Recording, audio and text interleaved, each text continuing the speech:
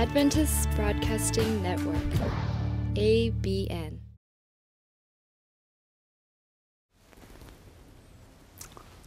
안녕하십니까. 오늘은 제10과 율법과 복음 기억절 다 같이 보겠습니다. 요한일서 2장 3절과 4절에 있는 말씀인데요. 우리가 그의 계명을 지키면 이로써 우리가 그를 아는 줄로 알 것이요 그를 아노라 하고 그의 계명을 지키지 아니하는 자는 거짓말하는 자요 진리가 그 속에 있지 아니하되. 우리가 지난주까지 교회에 대해서 살펴보고 특별히 지난주엔 교회의 여러 가지 의식들을 살펴보았습니다. 의식들이 어떤 의미를 가지고 있는지, 그리스도인 삶의 어떤 의미로서, 또 우리가 그것들을 통해서 우리가 하나님의 놀라운 사랑과 은혜를 확인하는 그런 기회를 갖게 되죠. 이번 주의 주제는 그 율법과 복음과의 관계입니다. 하나님께서 주신 율법이 과연 어떤 의미를 가지고 있을까? 법이 왜 필요할까요? 사실 법이 없다면은 우리가 죄가 무엇인지도 알 길이 없습니다. 그죠? 법이 있기 때문에 죄가 무엇인지도 알고 또 죄의 심각성에 대해서도 깨닫고 결국은 죄의 문제에 대한 해결책을 간구할 수 있게 되는 것입니다. 죄의 심각성을 우리가 법을 통해서 깨닫게 됨으로써 우리는 구주의 필요를 더 느끼게 되고 또 예수 그리스도를 찾게 되는 것입니다. 그 하나님의 율법과 그분의 이 품성, 그것은 대쟁투의 중요한 주제가 됩니다. 사실 하나님의 율법은 그분의 뜻이 무엇인지, 그분의 품성이 어떤 것인지를 보여주는 것이죠. 왜 하나님께서 하늘에서 사탄과 그의 부하들이 타락하고 반역하게 되었을 때에 즉결 심판을 하지 않으셨을까요? 그리고 에덴 동산에서 아담과 하와가 범죄하게 됐을 때 왜 하나님은 즉각적으로 그들을 처벌해서 죽이지 않으셨을까요? 하나님께서는 즉결 처분을 내리시는 대신 대쟁투라고 하는 정말 오랜 역사의 과정을 통해서 인내로서 그 문제를 해결하려고 하시는 것을 보게 됩니다. 이러한 대쟁투의 모습은 하나님의 품성이 어떠한지, 그분이 누구인지, 그분이 어떤 가슴을 가지고 계신지를 보게 되는 것입니다. 여러분, 우리가 죄의 싹은 사망이라는 사실은 너무나 잘 압니다.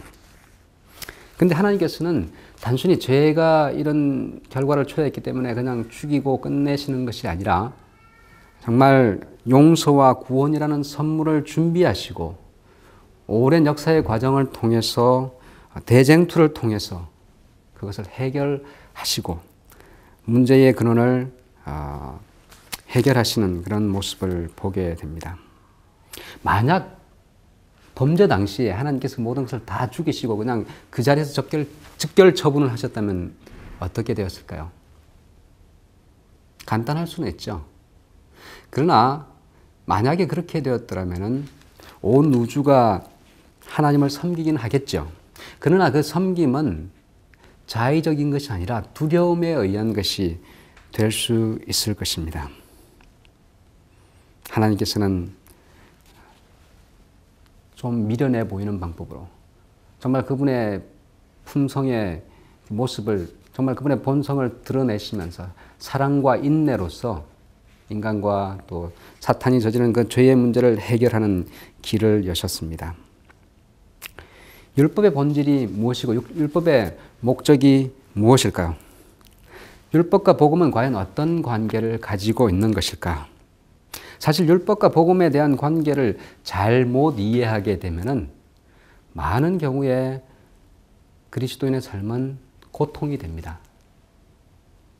복음이 되지 못하고 또 율법이 제 기능을 하지 못하고 오히려 우리에게 큰 짐으로 다가오는 경우들이 있게 된다는 사실입니다. 이것에 대한 올바른 이해를 갖지 못한다면은 신앙생활은 결코 기쁨이 되지 못하고 오히려 우리에게 큰 속박이 되고 짐이 될 것입니다. 왜 그렇습니까, 여러분? 율법을 보면 율법의 요구가 완벽합니다. 완전합니다.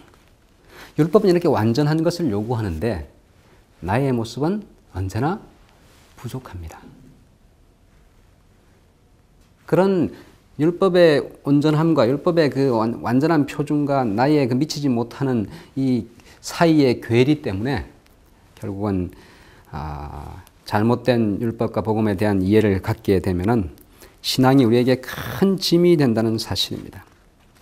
이런 율법과 복음의 문제는 그 젊은 부자 법관이 예수님을 찾아온 이야기에서 우리가 힌트를 받을 수 있습니다. 어쩌면은 그 젊은 부자 법관의 고뇌가 재림 교인들의 고뇌인지 모르겠습니다. 어떻게 하면 제가 영생을 얻을 수 있겠습니까? 영적인데 깊은 관심을 가지고 있습니다. 뭘 하면, 어떻게 하면, 뭘 하면 그것이 우리들의 관심이 아닙니까, 여러분? 근데 예수님의 대답은 그 젊은 부자 법관의 기대와 달리 또 우리들의 기대와 달리 여전히 부족하다라고 이야기합니다. 뭘 해도 여전히 부족하다라고 이야기하고 있습니다. 율법을 다 지켜도 모든 부분들을 다 해도 여전히 부족하다는 주님의 선고를 통해서 율법과 복음이 어떤 관계에 있는지 우리는 힌트를 얻을 수 있죠. 이번 주의 교회를 보면은 일요일 소지로 율법과 규례, 율법이 무엇인지 그 의미가 무엇인지를 보게 될 것이고 월요일 소지에서는 율법의 중요한 핵심이 되는 도덕법에 대해서 특별히 다루게 될 것입니다. 그 다음에 화요일과 수요일 소지는 율법과 복음, 특별히 율법과 복음과의 관계, 또 안식일과 율법이 어떤 의미를 가지고 있는지를 보게 될 것이고 목요일에는 안식일과 복음과의 관계, 안식일과 복음이라고 하는 주제를 보도록 하겠습니다. 자, 일요일 소지를 보니까 율법과 규례, 성경에서 율법이라는 말은 주로 이 토라라고 하는 히브리어 단어를 번역해 놓은 말입니다. 헬라어로는 노모스라는 단어를 사용하죠. 이것이 가지고 있는 가장 기본적인 의미는 이 지시 혹은 인도라는 의미를 가지고 있습니다. 하나님께서 인류에게 허락하신 하나님의 뜻을 드러내주는 것이 율법이라는 사실입니다. 토라라는 사실입니다. 백성들이 어떻게 어디로 가야 될지 어떤 삶을 살아야 할지에 대한 지시와 인도, 그것을 담고 있는 것이 바로 율법이라는 사실입니다. 특별히 계신 하나님의 말씀은 사실은 인간이 범죄하기 전에는 필요가 없었습니다. 주어지지도 않았죠. 범죄한 후에 정말 죄로 말미암아 죽을 수밖에 없는, 이미 영적으로 죽어있는 상태에 있는 그들이 어떻게 하면 생명의 길로 갈 것인지에 대해서 보여주는 것이 바로 하나님의 특별한 계시요, 또 그분의 뜻이 담겨있는 율법이요 성경이라는 사실을 알 수가 있습니다. 율법이라 함은 율법은 그러므로 하나님의 마음과 그분의 품성의 사본이라고 할 수가 있습니다. 로마서 7장 12절의 말씀을 보면 이렇게 이야기합니다. 이러보건대 율법도 거룩하며 계명도 거룩하며 의로우며 선하도다. 그분이 거룩하고 선하고 의로우신 것처럼 그분의 뜻을 담고 있는 율법, 하나님의 말씀, 성경도 거룩하다는 사실입니다. 의롭고 선합니다. 시편 19편 7절과 8절도 그 율법의 본질을 보여줍니다. 죄송합니다. 여호와의 율법은 완전하여 영혼을 소성케 하고 여호와의 증거는 확실하여 우둔한 자로 지혜롭게 하며 여호와의 교훈은 정직하여 마음을 기쁘게 하고 여호와의 계명은 순결하여 눈을 밝게 하도다. 하나님의 말씀은 정말 인간을 향한 그분의 명령은 인간 생활의 다양한 부분들을 포함하고 있습니다. 그것은 사람들로 하여금 어떻게 살 것인지, 어떻게 지혜롭게 되어서 정말 어떻게 순결한 삶을 살 수 있을 것인지 우리의 삶에 갈 바를 보여주고 있죠. 그 하나님의 법은 대략 세 종류로 서너 종류로 나누어지는 것을 알 수가 있습니다. 일반적으로 모든 백성들을 위해서 모든 시대와 모든 사람들에게 적용할 수 있는 그런 것이 있는가 하면은 또 특별히 특정 지역과 특정 시대의 사람들에게만 해당되는 그런 법과 혹은 하나님의 뜻이 있는 것을 보게 되는데요. 예를 들어서 구약 성경을 예로 들자면은 의식법이라는 게 있었습니다. 의식법은 뭡니까? 제사 제도와 관련되어서 예수님이 십자가에 달리시기 이전에 예수님의 십자가를 상징하는 제사 제도와 관련된 여러 가지 것들이 의식법이었습니다. 십자가 사건 이후에는 그것이 이제 의미가 끝났기 때문에 더 이상 그 유효성이 사라져버리게 되죠. 두 번째는 민법이 있었습니다. 민법 혹은 사회법. 이스라엘 백성들이 한 나라로서 존속하는 동안 유효했던 사회적인 어떤 법이었습니다. 마지막으로 세 번째 법이 있는데 그것은 도덕법입니다. 도덕법. 전 인류와 전 시대를 향한 하나님의 백성이 살아야 할 삶의 어떤 원리를 보여주는 것입니다. 도덕법의 요약이라고 한다면 그것은 십계명이라고 할 수 있겠죠. 자, 그러면 특별히 이제 월요일 소지를 가가지고 구약의 여러 민법이라든지 혹은 어떤 의식법이 아닌 전 시대를 향해서 모든 백성들에게 필요하고 모든 백성들에게 적용되는 그 도덕법에 대해서 보겠습니다. 그 법은 어떤 법입니까? 영원한 법입니다. 그죠? 인간에게 도덕이 필요한 한 유효한 법이 도덕법입니다. 어떤 사람은 이렇게 오해하는 사람도 있습니다. 도덕법, 십계명은 유대인들에게 주신 이스라엘 백성에게 허락하신 법이 아닌가라고 이야기하기도 합니다. 그런데 그런 논리는 설득력이 없습니다. 왜냐하면 십계명이 비록 시내산에서 이스라엘 백성에게 주어진 것이 사실이긴 합니다. 그러나 그때 십계명이 주어진 것은 단지 그때 성문화된 것일 뿐이지 이미 그 이전에 십계명의 기본적인 원리는 창조 때부터 이스라엘 백성에게 온 인류에게 주어진 것을 보게 됩니다. 예를 들어서 안식일을 보면은 6일 동안의 창조를 마치고 제7일이 되는 날 하나님께서 쉬시고 최초로 사람에게 그 안식일을 허락하신 것을 보게 됩니다. 가인이 아벨을 살해했을 때도 살인이 분명히 잘못된 정말 우리가 해서는 안 될 그러한 악이라는 사실을 성경은 보여주고 있죠. 또 어떤 분들은 이렇게 이야기하기도 합니다. 십계명의 여러 가지 다른 것들은 다 유효하지만은 네 번째 계명은 유대인들을 위한 것 혹은 이스라엘 백성을 위한 것이다라고 이렇게 이야기하는 사람도 있는데 일관성이 없는 주장이지요. 하나님께서는 그 10가지 예를 들어서 십계명을 예로 들자면 그 10가지를 다 하나의 세트로 주신 것이지 그 중에 몇 가지만 중요하고 원해서 선택하고 할 수 있는 그런 것으로 준 것이 아니라는 사실을 알 수가 있습니다. 십계명은 우리가 골라서 원하는 것만 지킬 수 있는 것이 아니라 하나의 세트로서 하나님께서 우리가 하나님의 백성이 어떻게 살아야 할지를 보여주는 그리스도의 삶의 원칙이라는 사실입니다. 화요일 소지로 들어가 보겠습니다. 그렇다면 율법과 복음은 과연 어떤 관계를 가지고 있을까요? 율법이 인간의 그 구원을 향한 인간의 삶에 있어서 과연 어떤 역할을 할까요? 어떤 역할을 하겠습니까, 여러분? 많은 경우에 율법을 가지고 구원을 얻으려고 노력하는 경우들이 있습니다. 십계명이 인간에게 있어서 정말 인간의 삶에 있어서 도덕이 필요한 한 영원히 유효한 법이라는 사실은 우리가 이미 알고 있죠. 십자가 이후에 십계명이 폐지되었다라고 하는 주장은 성경적인 주장이 아닙니다, 여러분. 그죠? 율법이 왜 주어졌습니까, 여러분? 율법이 인간에게 주어진 이유가 무엇입니까?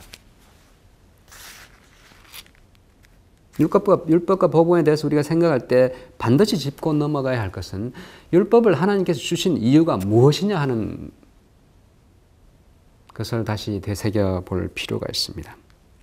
로마서 3장 19절과 20절, 특별히 20절에 보면은 거기에 대한 힌트를 얻을 수 있습니다. 그러므로 율법의 행위로 그 앞에 의롭다 하심을 얻을 육체가 없나니 율법으로는 죄를 깨달음이니라.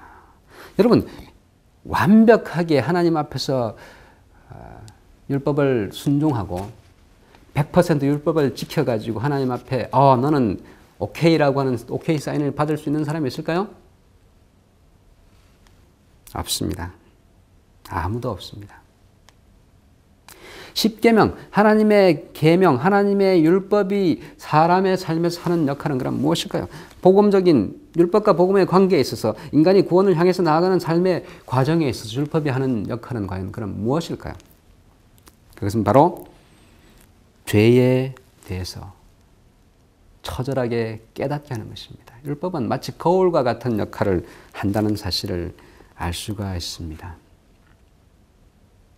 자기의 모습이 어떠한지, 내 얼굴에 뭐가 묻었는지, 내 얼굴이 얼마나 지저분하고 얼마나 더러운지를, 나의 상태가 어떤 상태인지를 깨닫게 하는 것이 율법이라는 사실입니다. 로마서 7장 7절은 이렇게 우리에게 말하고 있습니다. 그런즉 우리가 무슨 말하리요? 율법이 죄냐? 그럴 수 없느니라. 율법으로 말미암지 않고는 내가 죄를 알지 못하였으니. 뭘 가지고 우리가 죄를 안다고요? 율법을 통해서, 율법의 명령들을 통해서 우리는 우리의 모습을 깨닫게 된다는 사실입니다. 나의 행동이, 나의 삶이 죄된 삶임을 깨닫게 되는 것이 율법이 하는 역할이라는 것입니다. 결코 율법이 어떤 구원을 향한 방편이 될 수 없음을 성경은 보여주고 있습니다.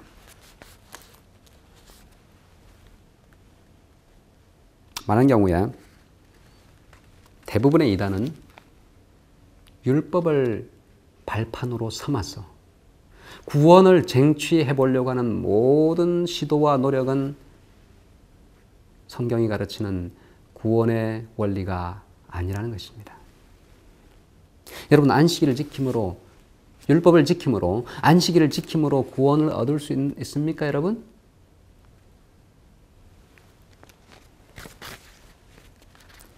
어느 정도 완벽하게 안식일을 지키고 어느 정도 완벽하게 계명을 지키면 구원을 얻을 수 있을까요? 이미 아까 답을 봤죠. 젊은 부자 법관이 예수님께 말했습니다. 저는 어려서부터 다 지켰습니다. 다 지켰습니다. 하나도 안 빼놓고 다 지켰습니다. 예수님은 말씀하시죠. 여전히 한 가지 부족하다. 아무리 지켜도, 아무리 우리가 율법을 완벽하게 지킨다 할지라도 여전히 우리는 부족한 상태에 있다는 사실입니다. 왜냐하면 구원은 우리가 율법을 지켜서 얻을 수 있는, 우리가 쟁취할 수 있는 뭔가가 아니기 때문입니다. 구원은 하나님께서 우리에게 주신 공짜 선물이기 때문입니다. 율법이 우리에게 주어진 이유는, 율법이 인간에게 주어진 이유는 그것을 통해서 죄를 깨닫고 하나님의 은혜를 찾게 하기 위함입니다. 베드로후서 3장 14절을 보면 말세를 향한 주님의 권면이 이런 권면의 말씀이 있습니다. 주 앞에서 점도 없고 흠도 없이 평강 가운데 나타나기를 힘쓰라. 점도 없고 흠도 없이 주님 오시는 그날 그 앞에 정말 당당하게 설 수 있는 사람이 과연 몇이나 될까요? 여러분, 점도 없고 흠도 없습니까? 이런 주님의 명령을 바라보면서 오해할 때 나에게 내 삶에 이런 부분 저런 부분 이러면서 정말 신앙이 짐이 되게 됩니다. 세상에서 가장 무거운 짐이죠. 그렇게 됩니다. 내가 흠도 없이 점도 없이 정말 완벽한 그런 삶을 만들어 갈 수 있을까요, 여러분? 물론 세상의 법을 어기지 않는 준법자로서 어느 정도 완벽한 삶을 살 수 있을지 모르겠습니다. 그러나 성경과 그리스도의 법을 어기지 않고 살 사람 과연 있을 수 있을까? 의문입니다. 여자를 보고 음욕을 품은 자마다 이미 간음하였다라고 하는 그리스도의 법으로부터 자유로울 수 있는 사람이 과연 있을까요? 그럼 어떻게 흠도 없고 점도 없이 그리스도 앞에 온전하게 설 수가 있을까요? 평강 가운데서 마음의 진정한 평화를 누리는 가운데서 흠도 없이 점도 없이 설 수가 있을까요? 베드로전서 1장 19절은 거기에 대한 답을 주고 있습니다. 오직 흠없고 점없는 어린 양 같은 그리스도의 보배로운 피로 말미암아 나의 의로움이 아니라 내가 완벽하게 율법을 복종하고 순종하는 그러한 삶을 통해서가 아니라 그리스도께서 이루신 의로 말미암아 그의 흠없고 점없는 삶과 또 그의 보배로운 피 때문에 그리스도 때문에 내가 의를 경험하고 흠 없음을 옷 입게 되는 것입니다. 6월절에는 어린 양 대신 예수 그리스도의 흠 없음이 우리의 흠과 우리의 죄의 문제를 해결하는 완벽한 해결책이 되는 것입니다. 바로 율법은 이런 우리의 정말 연약함과 우리의 죄됨과 우리의 더러움과 우리의 흠과 우리의 점들을 깨닫게 하고 이 모든 문제를 해결하는 해결자 대신 죄의 종결자 대신 그리스도를 바라고 그분을 찾고 그분을 갈구하게 만드는 것입니다. 안식일을 지킬 필요가 없단 말씀입니까? 살인하지 말라는 계명을 더 이상 지킬 필요가 없다는 말씀일까요? 그런 말씀이 결코 아니죠. 하나님께서 우리에게 은혜를 주실 때에 구원받은 백성으로서 우리가 삶의 열매를 맺는 것은 지극히 당연한 이야기입니다.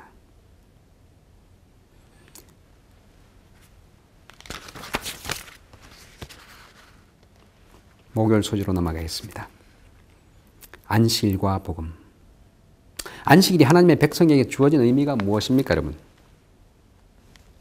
안식일, 계명의 여러 가지 중요한 것 중에서 정말 집약적인 되는 계명이라고, 집약적인 계명이라고 할 수 있는 안식일 계명. 하나님의 백성에게 주어진 이유가 무엇일까요? 그 의미가 무엇일까요? 태초의 안식일은 인간의 수고와 무관하게 주어졌습니다. 창세기 2장 1절과 3절을 보면은 인간이 맞이한 최초의 안식일은 그냥 주어진 선물이었습니다. 창조의 선물이었습니다. 하나님께서 창조를 마무리하신 다음에 인간에게 선물로 주신 최초의 온전한 하루가 바로 안식일이었습니다. 출애굽기 20장 11절과 12절을 보면 이렇게 이야기하죠. 이는 엿새 동안에 나 여호와가 하늘과 땅과 바다와 그 가운데 모든 것을 만들고 제7일에 쉬었습니다. 그러므로 나 여호와가 안식일을 복되게 하여 그날을 거룩하게 하였느니라. 모든 것을 뭐 하신 다음에 만들고 제7일에 쉬었습니다 라고 이야기하고 있습니다. 만드신 다음에 쉬신 하나님, 창조하신 하나님께서 안식일을 우리에게 선물로 주셨다는 사실입니다. 그러면 안식일은 우리가 뭐 하는 날입니까? 창조의 주님을 만나고 기억하는 날입니다. 우리의 본적이 뭔지를 깨닫고 찾는 날이 바로 안식일이죠. 신명기 5장 15절은 또 다른 의미의 안식일을 우리에게 던져주고 있습니다. 창조의 안식, 창조주의 안식일 뿐만 아니라 그 다음에 보니까 너는 기억하라. 네가 애굽 땅에서 종이 되었더니 너희 하나님 여호와가 강한 손과 편팔로 너를 거기서 인도하여 내었나니 그러므로 너희 하나님 여호와가 너를 인하여 너를 명하여 안식일을 지키라 하느니라. 너를 거기서 인도하여 내었나니 그러므로 뭐 하라고요? 안식일을 지키라. 안식일 속에 창조주의 의미뿐만 아니라 우리를 구원하신 구속주의 의미가 그 속에 들어있다는 사실은 대단한 이야기입니다. 내가 너를 창조한 창조주로서 그날 나를 만나고 나를 기억하는 것은 중요한 일이다. 그리고 그 다음에 두 번째 주어진 의미를 보니까 내가 너를 구원했으니 그날을 지키라라고 이야기하고 있습니다. 창조하신 후에 주신 날이 안식일이었고, 그리고 구원을 베푸신 다음에 주신 날이 바로 안식일이었습니다. 안식일은 이렇게 인간에게 선물로 두 가지 중요한 의미를 가진 선물로 주어진 날이었습니다. 창조와 구속은 안식일 속에 들어있는 중요한 두 가지 의미인 것입니다. 우리가 안식일을 만날 때마다, 일주일에 한 번씩 맞이하는 이 안식일을 대할 때마다 그 안에 들어있는 참다운 창조주 하나님을 경험하고, 정말 우리가 그 안식 속에서 참다운 안식을 얻을 수 있는 이유는 우리가 구원받은 백성으로 산다는 사실입니다, 여러분. 안식일을 지킴으로 안식일 때문에 구원을 향해서 달려가는 것이 아니라 구원받은 백성으로서 창조주 하나님을 만나고 또 우리를 구원하신 구속주를 경험하는 날이 바로 안식일입니다. 그러니까 안식일은 우리가 쟁취하게 될, 그리고 우리가 성취할 전리품을 얻기 위해서 정말 열심히 지키는 그런 날이 아니라 하나님께서 우리를 창조하시고 우리의 창조주 되시고 우리의 구속주 되셨다는 놀라운 사실 앞에서 참다운 쉼을 누리는 날이 되어야 할 것입니다. 그 날을 통해서 정말 우리는 우리의 진정한 구속주가 하나님이시고 그 안에서 참다운 쉼을 경험할 수 있을 것입니다. 율법과 복음이라고 하는 두 중요한 주제는 결코 서로 충돌하는 것이 아니라는 사실입니다. 율법을 통해서 우리는 정말 하나님의 놀라운 은혜를 경험하게 되고 그 은혜를 향해서 나아가는 귀한 정말 통로가 된다는 사실, 하나님의 뜻을 깨닫고 하나님의 은혜를 깊이 경험할 수 있는 그러한 토대가 된다는 사실을 기억하시고 이번 안식일도 정말 구원의 주주 되시고 또 우리의 창조주 되신 하나님을 깊이 경험하게 되기를 간절히 바라겠습니다. 추운 겨울이지만은 말씀으로 정말 따뜻한 날들을 보내게 되기를 간절히 소망하면서 교과 예수를 마치겠습니다. 감사합니다.